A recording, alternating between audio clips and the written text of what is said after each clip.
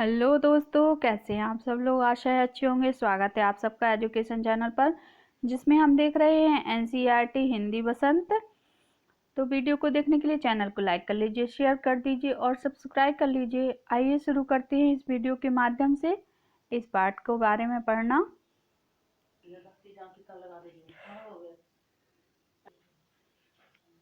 पाठ 11 रहीम के दोहे, जो रहीमदास जी द्वारा लिखे गए हैं। आइए पढ़ते हैं इनके दोहे को। कह रहीम संपत्ति सगे, बनत बहुत बहुरीत, विपत कसौटी जे कसे, तई साँचे मीत। जाल परे जल जात बही, तज मीनन को मोह, रहमन मछरी नीर को, तऊ ना छाड़हि मोह छो। तरवर फल नहीं खात है, सरवर पियत न पान, कहे रहीम पर काज हित, संपत्ति संचय सुजान। थोते बादर कुंवर के, ज्यों रहीम गहरात, धनी पुरुष निर्धन भये, करे पाछली बात। धरती की सी रीत है, शीत धाम ओ में, जैसी परे सो सही रहे, त्यो रहीम यह दे। प्रश्न पहला, पाठ में दिए गए दोहों की कोई पंक्ति कथन है और कोई कथन को प्रमाणित करने वाला उदाहरण। इन दोनों प्रकार की पंक्तियों को पहचान कर अलग अलग लिखिए। उत्तर है, दोहों में वर्णित निम्न पंक्ति कथन है। पहला है, कह रहीम संपत्ति सगे, बनते बहुत बहुरीत, विपत कसौटी जय कसे, ते साँचे मीत। कठिन समय में जो मित्र हमारी सहायता करता है, वही हमारा सच्चा मित्र होता। झाल परे जल जात भय, तज मीनन को मोह, रहीमन मछली नीर को, तौ न छाड़ै छो। मछली जल से अपार प्रेम करती है, इसलिए उससे बिछुड़ते ही अपने प्राण त्याग देती है। निम्न कथन से प्रमाणित करने का उदाहरण है। तरवर फल नहीं खात है, सरवर पियत न पान, कह रहीम पर काज हित, संपत्ति संचय सुजान। निस्वार्थ भावना से दूसरों का हित करना चाहिए। जैसे पेड़ अपने फल नहीं खाते, सरोवर अपना जल नहीं पीता और सज्जन धन संचय करने अपने लिए नहीं करते। थोते बाद कुंवर के, ज्यों रहीम गहरात, धनी पुरुष निर्धन भये, करे पाछली बात।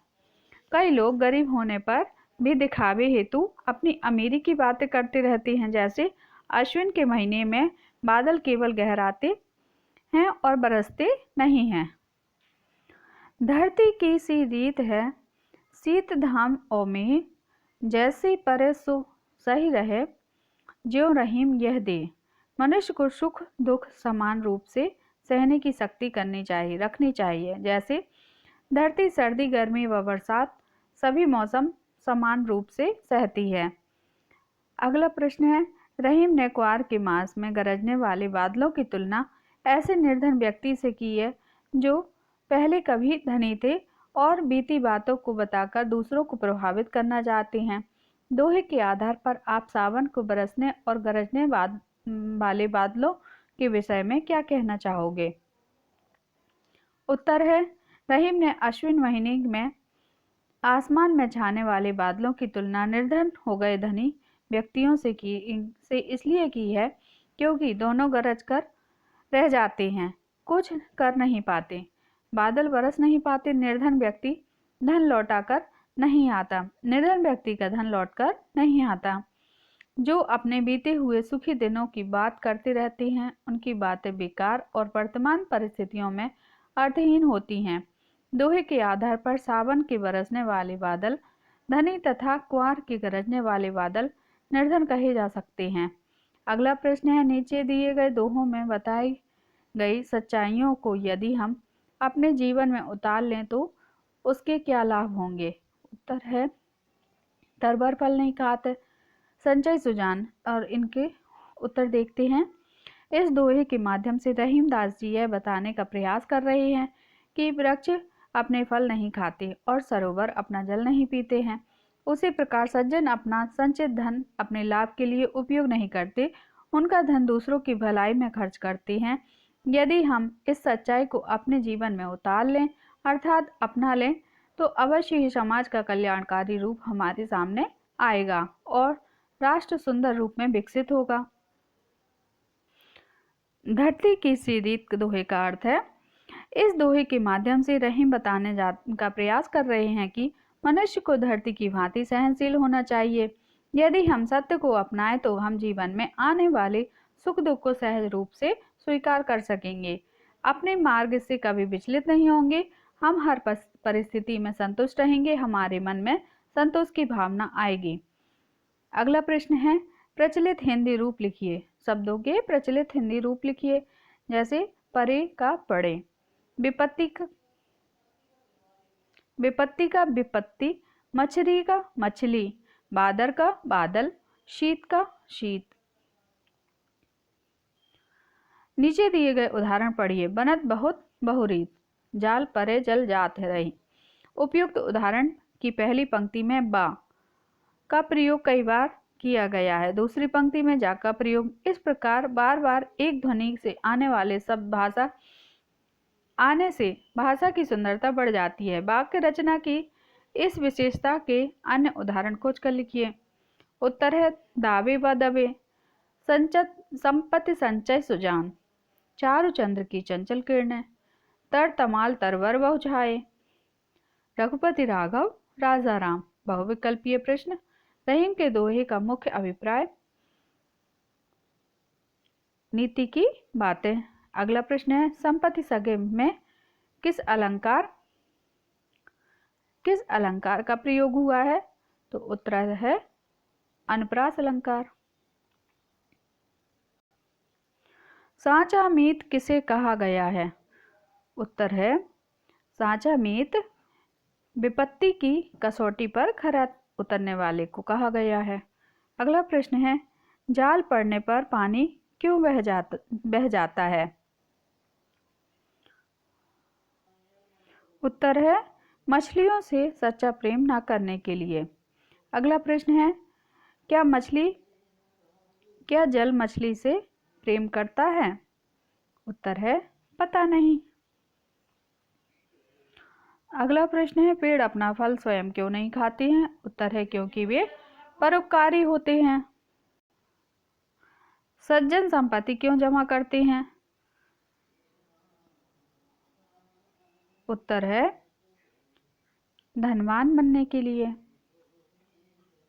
ये रहे सारे प्रश्नों के उत्तर। दूसरों की मदद करने के लिए सज्जन संपत्ति क्यों जमा करते हैं? दूसरों की मदद करने के लिए। अगला प्रश्न है, जीवन में मित्रों की अधिकता कब होती है? उत्तर है जब जीवन में काफी धन दौलत मान सम्मान बढ़ जाता है तो मित्रों और शुभचिंतकों की संख्या बढ़ जाती है। जीवन में मित्रों की अधिकता कब होती है? तो जब जीवन में काफी धन दौलत मान सम्मान बढ़ जाता है तो मित्रों और शुभचिंतकों की संख्या बढ़ जाती है। अगला प्रश्न है, जल को मछलियों से कोई प्रेम नहीं होता, इसका क्या प्रमाण है?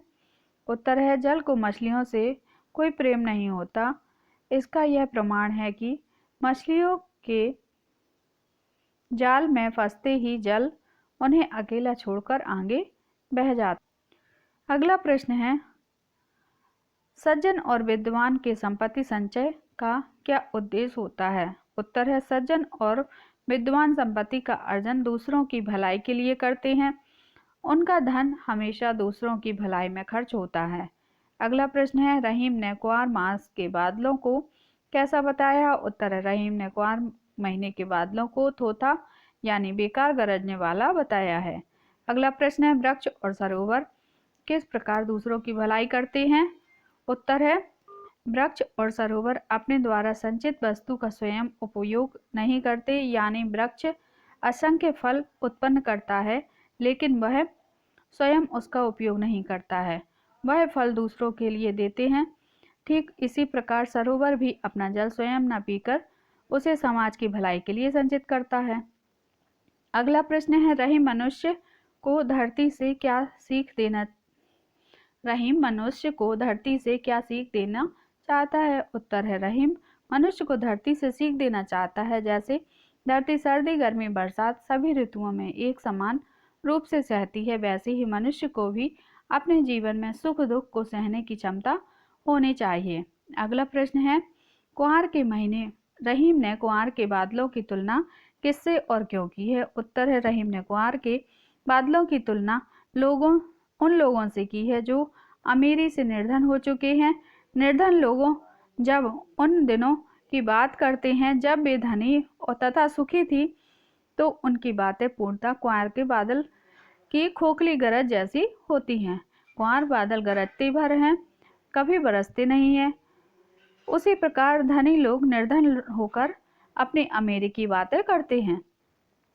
अगला प्रश्न है, रहीम के दोहे में हमें क्या सीख मिलती है? उत्तर है रहीम के दोहे से हमें सीख मिलती है कि हमें अपने मित्र का सुख दुख में बराबर साथ देना चाहिए।